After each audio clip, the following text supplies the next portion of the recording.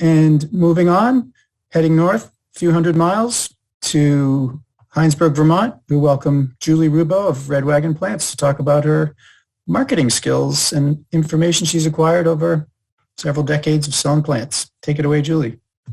Thanks so much, Vern. Thanks, Don. Thanks, Lisa. I am a greenhouse grower in Hinesburg, Vermont. I've been doing it for, like 27, 28 years. Vern, if you could move to the next slide, that'd be great. I started out in the Intervale in Burlington. I was part of Digger's Mirth, who I think you'll be hearing from Hillary in a little bit.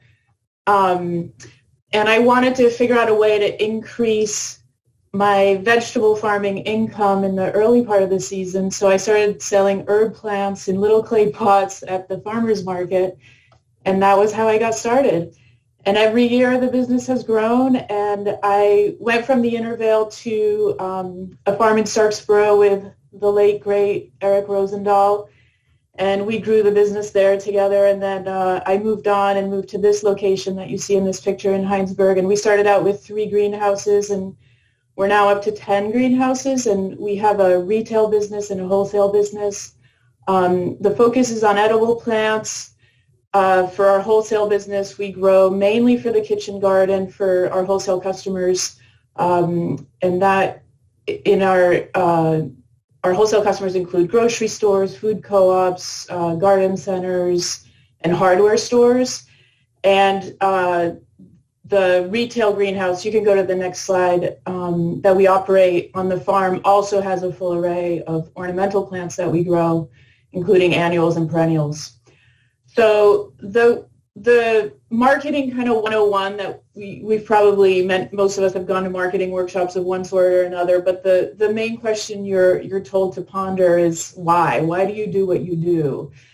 And I have taken that really seriously over the years, and in getting ready for this workshop, I realized that actually does inform our marketing. I have taken that incredibly seriously, and this planter of chervil is for me like a visual cue of like why we do what we do. I'm from France originally. My family's really into food and herbs, and I just grew up with, gardening on a pretty big scale as part of my family heritage. And I want to share that with people. Like that's a really big part of why we do what we do.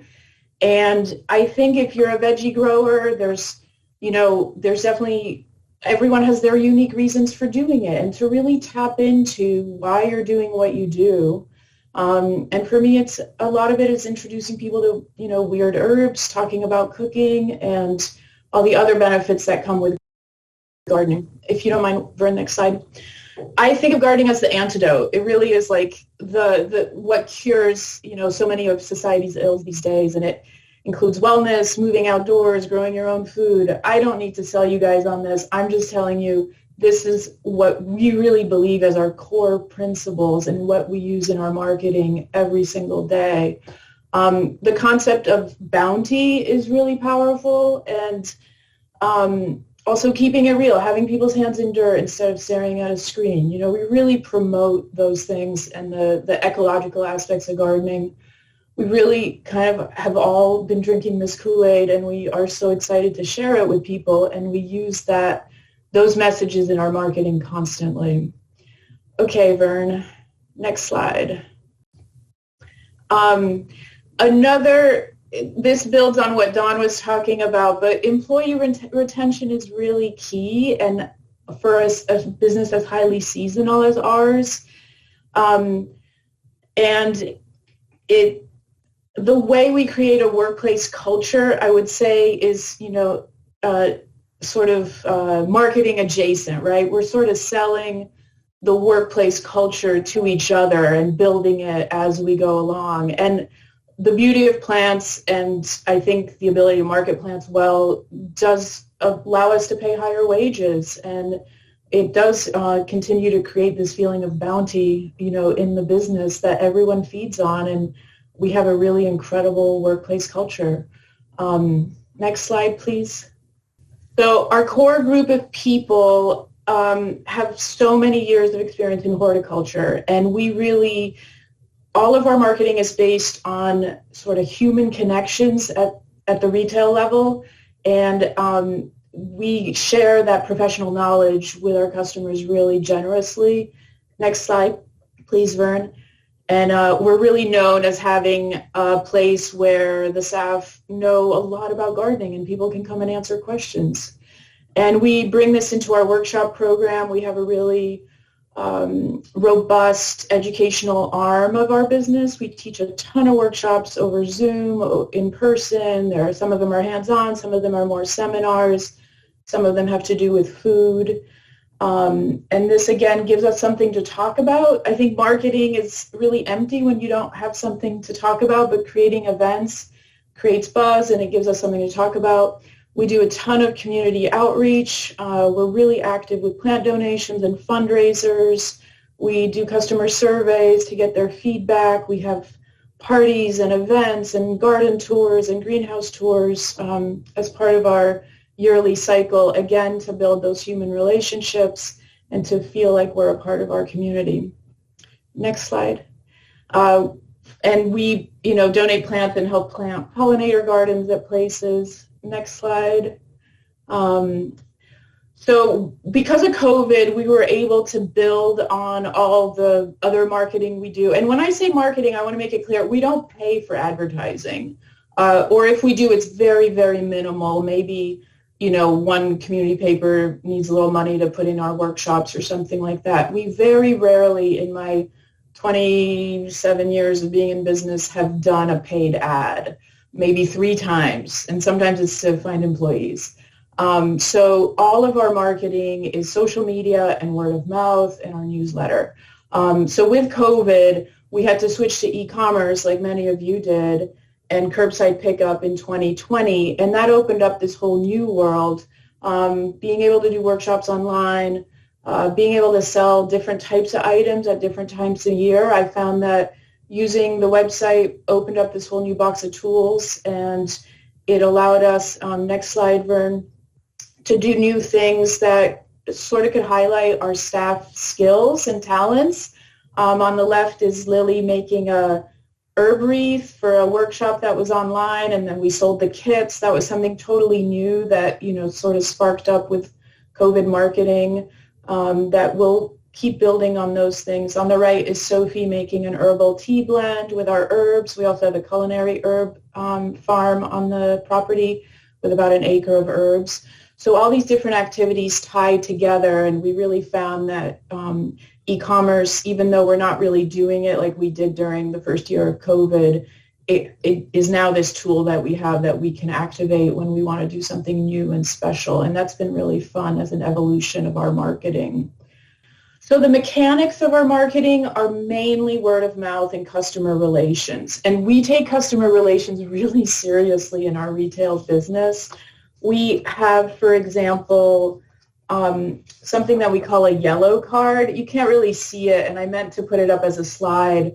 It's a customer, like if a customer makes a request for a plant, we really old school analog take down their name and their phone number, what they're looking for, and when it's ready, because we grow everything and we tell them, oh, it's growing, it's going to be ready soon, we call them and tell them it's ready. And that little bit of staff time is so valuable. I think this is one of our most valuable tools, because we'll do it sometimes too when the greenhouse is busy and someone's on the phone making all these calls, and the other customers can hear what's happening. And they're like, wait, you just made 15 phone calls about shishito peppers. What are these peppers? I've got to get mine. And it just builds rapport, and we learn people's names, and it's so, so valuable. On another piece of that, we take down negative comments on a red card. We get maybe 2 negative comments a year. I mean, it's so rare, but that is the most important thing we do, is like acknowledge those negative comments and address them with that customer. Green cards are for positive comments, and then we share this with all of our production staff. So we get compliments all day long, and if someone working in retail has time, they write that down, and then at lunch, every now and then we'll read off a big stack of all these compliments to our production crew that doesn't really interact with the public, and that's really powerful. And then we do custom containers for people, so that's another card. So all these little simple ways of building rapport with individual customers builds over the years. Our business is based on our busy season is 3 weeks long. It's Mother's Day to Memorial Day. And if we get those customers to come back during the other months of when we're open, or we get them to come back every year, that's how we have to build that rapport.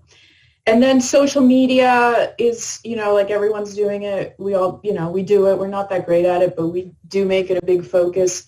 My newsletter that I write is probably our biggest tool, our most powerful tool. And then it's drive-by traffic, all those events I was mentioning. We don't do paid advertising, like I said, and our plants are branded. So if you go to the next slide, you'll see what I mean. Oh, it's not on that one, but you'll see it. So we sell wholesale at different outlets where we have our own plant racks with our branding, which also is a plant sign like this with our logo on it. And those wholesale accounts really drive customers to our retail as well, because our wholesale customers are our friends too, and they like us, and they'll send someone our way if there's not a plant on the plant rack at the hardware store. And we restock. We have a service account level. We have a plain drop-off wholesale level, and then a service level, which we charge for. We used to do it for free, and that's another thing with the evolution of the business is that there's a lot of things we used to do for free that we charge for now, and we are in a really good situation where the demand for our plants is higher than our supply, so we don't have to give anything away anymore. But we manage the inventory. We restock multiple times a week. We keep it looking really beautiful like this, and we give credit for what doesn't sell. And this is, sorry, I'm jumping around a little bit, but this is back to the marketing. Really the soul of it is our newsletter, which during the busy season goes out once a week. And if I have one word of advice for marketing, it's collect names. It's having a clipboard and collecting names and email addresses and building up, a list of people, just like with our cards, we're collecting names and phone numbers. And that's the real basic sort of unit of how to build those relationships. Next slide. Our social media is pretty quiet. In the winter time, we'll put up a few, posts around the holidays and stuff. And we post almost daily during the busy season. Next slide, Vern, if you can. Oh, you're gone. It's okay.